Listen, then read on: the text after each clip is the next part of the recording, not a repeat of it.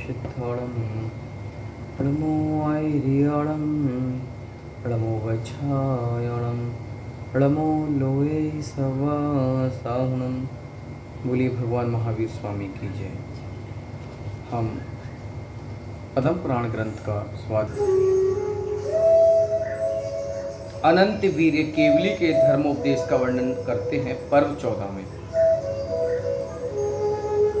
रावण अपने राज्य में देवों के समान, स्वर्गों के समान सुखों को भोग रहा है, मनवांछित अनेक रिद्धियों को प्राप्त कर रहा है। एक दिन की बात है, रावण इस मध्यलोक में सुमेरु पर्वत जो है वहां पर अकृत्रिम चैत्यालों की वंदना कर रहा के वापिस आ रहा है। तो मार्ग में 7 प्रकार के क्षेत्र, 6 कुलाचल,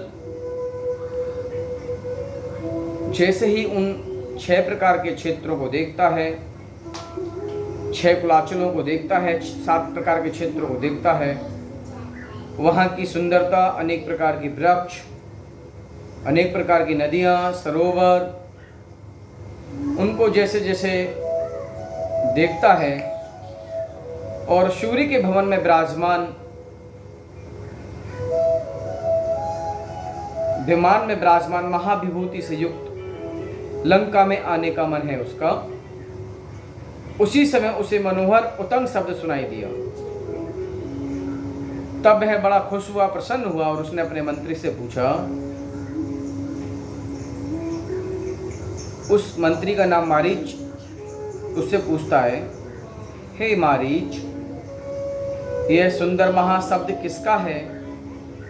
10 दिशाएं लाल क्यों हो रही हैं?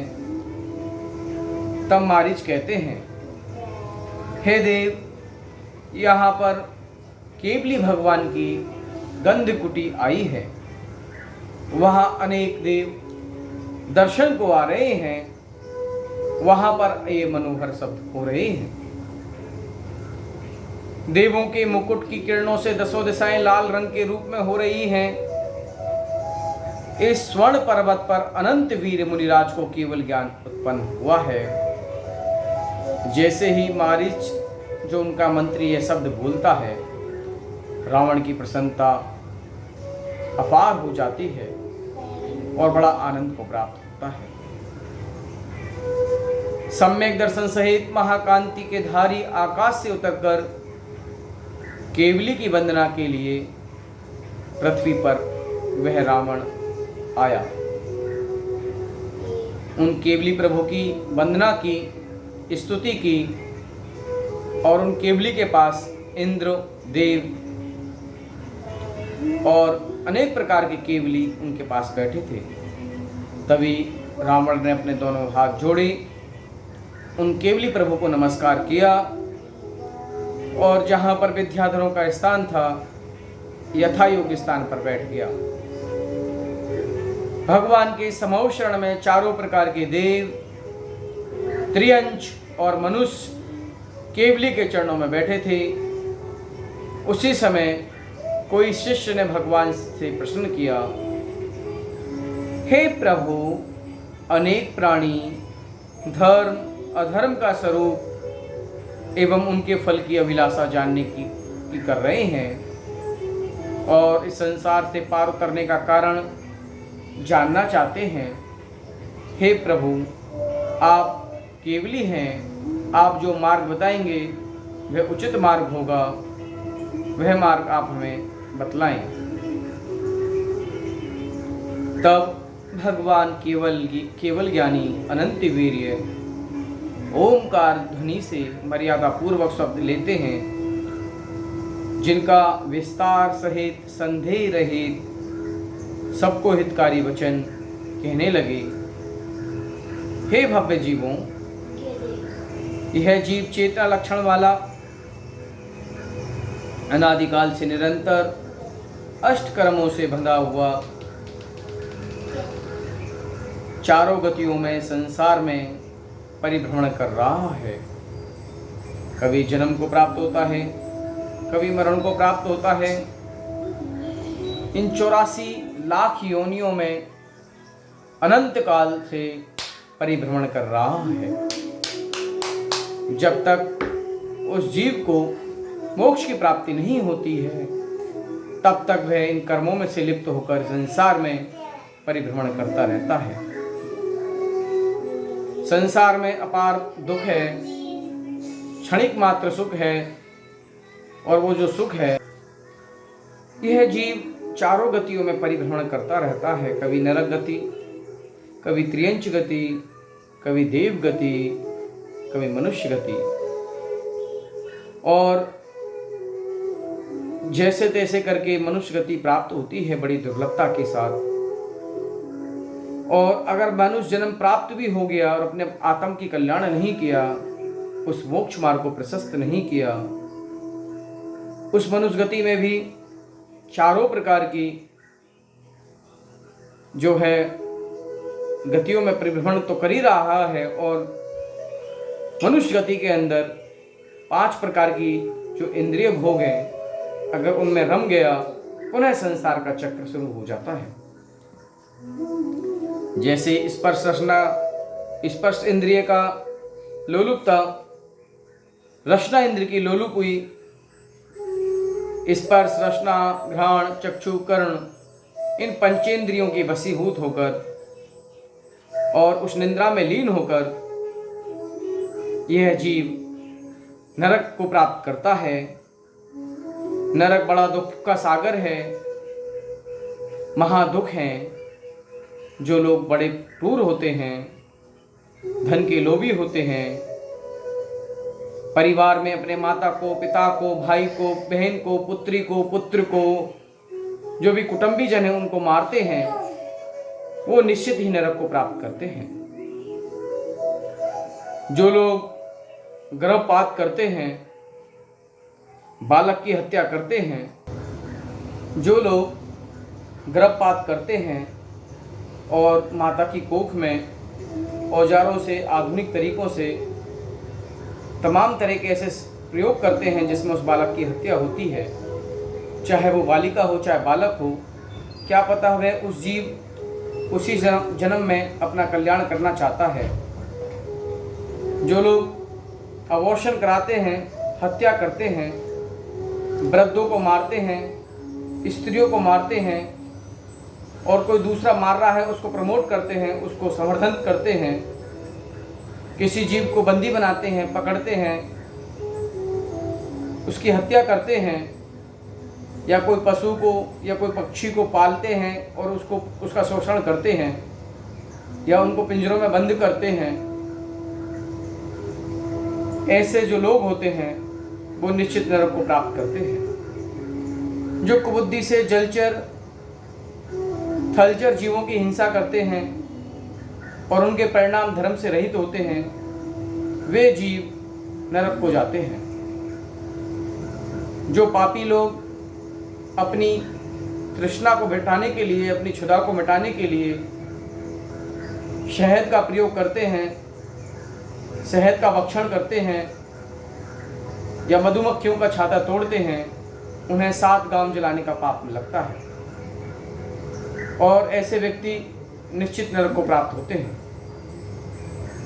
मांस का भक्षण करते हैं, शराब पीते हैं, नगर एवं ग्राम को जलाते हैं, जानवरों को काटते हैं, पशुओं को मारते हैं, और ऐसे प्राणी भील वगैरह, ये मानिए उनका नरक निश्चित है। जो लोग झूठ बोलने वाले होते हैं, दूसरों को दोष देखकर अभक्ष का भक्षण करने वाले होते हैं, दूसरे के धन को हरने वाले होते हैं, परिस्थित एवं वेश्याओं का सेवन करने वाले होते हैं, ऐसे जीव घोर नरक में पड़ते हैं। वहाँ किसी की शरण नहीं है। जो पापी यहाँ पर मांस का भक्षण करते हैं, उनको नरक में उन्हीं का शरीर काट काट कर उन्हें खिलाया जाता है, और गरम गरम लोहे के गोले उनके मुख में भरे जाते हैं। मद्यपान करने वालों को शीशा पिघला पिघला कर उन्हें पिलाया जाता है। पर स्त्री सेवन करने वालों को गरम गरम लोहे की पुतलियों से आलिंगन कराया जाता है। जो परिग्रह रखते हैं, आरंभ करते हैं, जो लोग पापी हैं, क्रूर हैं, मन वाले हैं, प्रचंड पाप करने वाले हैं, वह संसार में अनंत काल तक नरक को भोगते हैं। जो लोग साधुओं की निंदा करते हैं, साधुओं की बुराई करते हैं, उनमें गुण की जगह अवगुण ढूंढते हैं, छोटी छोटी बातों को लेकर उनमें बुराइयां ढूंढते हैं, वो लोग मिथ्या दृष्टि हैं, कुटिल हैं, रौद्र ध्यानी हैं, वो निश्चित ही नरकों में जन्म लेते हैं। नरकों में जीव का खंड खंड कर दिया जाता है। ऐसी कुल्हाड़ियाँ होती हैं, तलवारें होती हैं, चक्र होते हैं, और उनका खंड खंड करने के बाद वह शरीर पुनः जुड़ जाता है, पुनः शरीर का नाश होता है, पुनः जुड़ जाता है, और इस प्रकार वह जीव अनंत काल तक दुखों को भोगते रहते हैं। कहते हैं संसार के अनादि दुख और उन नरकों का दुख, उस दुख के आगे कुछ भी नहीं है। अर्थात नरक का दुख इतना तीव्र होता है, और संसार के जो छोटे मोटे दुख हैं, नरक का दुख, अगर दुख की पराकाष्ठा की बात की जाए तो सबसे बड़ा दुख नरक का दुख बतलाया गया है। फिर भी मरण नहीं होता है, शरीर मिल जाता है। तीक्ष्ण चोंच वाले मायामयी पक्षी शरीर को नोट डालते हैं। मायामयी सिंह, व्याघ्र, अष्टापद, सर्प, स्वान, व्यक्षु आदि क्रूर प्राणियों द्वारा अनेक प्रकार के दुख भोगते हैं। नरक के दुखों को कहाँ तक वर्णन करें। जो मायाचारी जीव तिरंच गति में जन्म लेते हैं, वहाँ परस्पर बध, बंधन, वाहन, अतिभार, लादना, शीतोष्ण, भूख प्यास आदि एवं शस्त्रों के घात से अनेक दुख भोगते हैं। इस जीव ने भव में भ्रमण करते हुए पृथ्वी, जल, पहाड़, वृक्ष एवं गहन बनादि अनेक स्थानों पर बार बार एक इंद्रिय, विकल इंद्रिय, पंचेंद्रिय पर्यायों में जन्म मरण प्राप्त किया। एक इंद्रिय, विकल इंद्रिय, विकल इंद्रिय, दो इंद्रिय, तीन इंद्रिय और चार इंद्रिय, उनको बोलते हैं विकल इंद्रिय। पंचेंद्रिय पर्यायों में जन्म मरण किया। जीव अनादि निधन है, उसका कभी भी आदि अंत नहीं होता है। ऐसा कोई भी स्थान नहीं है तीनों लोकों में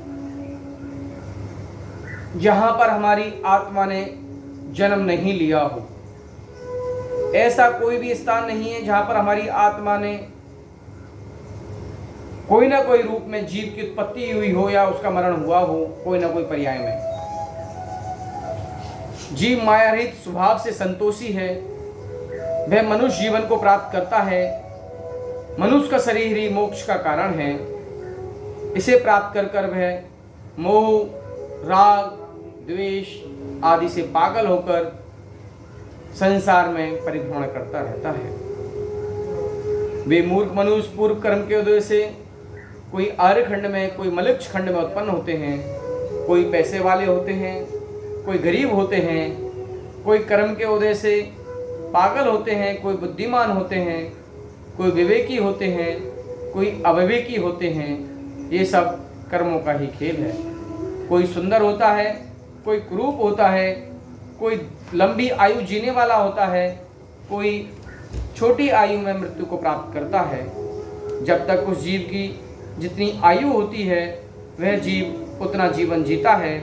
उसके पश्चात उसकी आयु कर्म नष्ट हो गया, चाहे उसकी उम्र कितनी भी हो, वह निश्चित अपने प्राणों को त्याग देता है।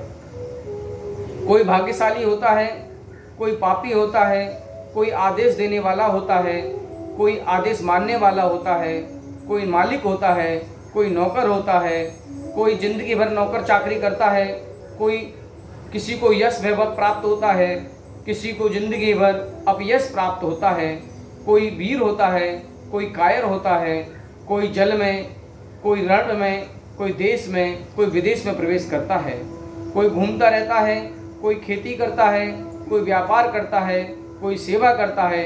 इस प्रकार मनुष्य में भी अनंतानंत सुख और दुख भरे हुए हैं।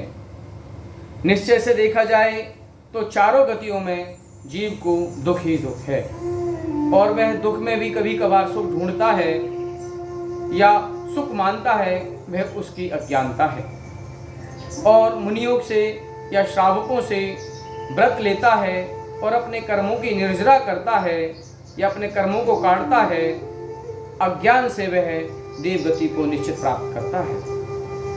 उनमें कोई देव महारिद्धि के धारी होते हैं, कोई छोटी मोटी रिद्धि के धारी होते हैं, कोई देव आयु कम होती है, किसी देव कांति युक्त होते हैं, कोई देव कांति रहित होते हैं।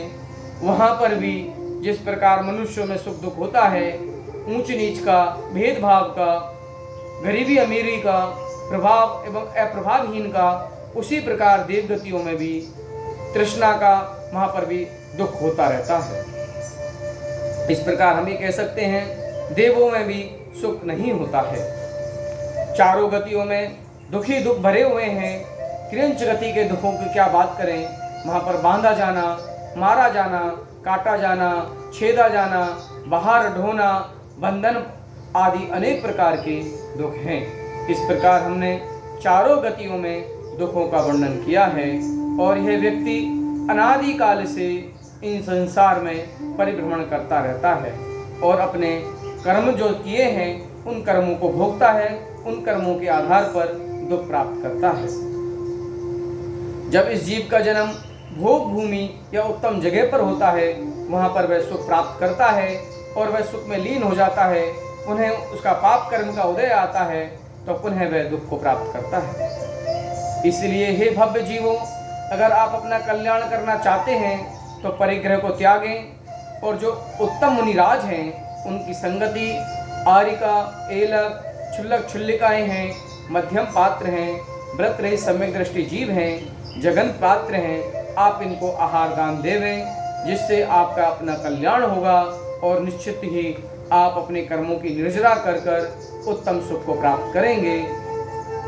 कोई व्यक्ति बच्चा होता है, कोई बूढ़ा होता है, कोई आंखों से रहित होता है, कोई पैर से विकलांग होता है, कोई आंखों से अंधा होता है, कोई कानों से बहरा होता है, किसी के पास रुपया नहीं होता, किसी के पास पैसा नहीं होता, किसी के पास खाने को रोटी नहीं होती, किसी के पास अपने शरीर को रोग ठीक करने के लिए दवाई नहीं होती, किसी के पास वस्त्र नहीं होता है।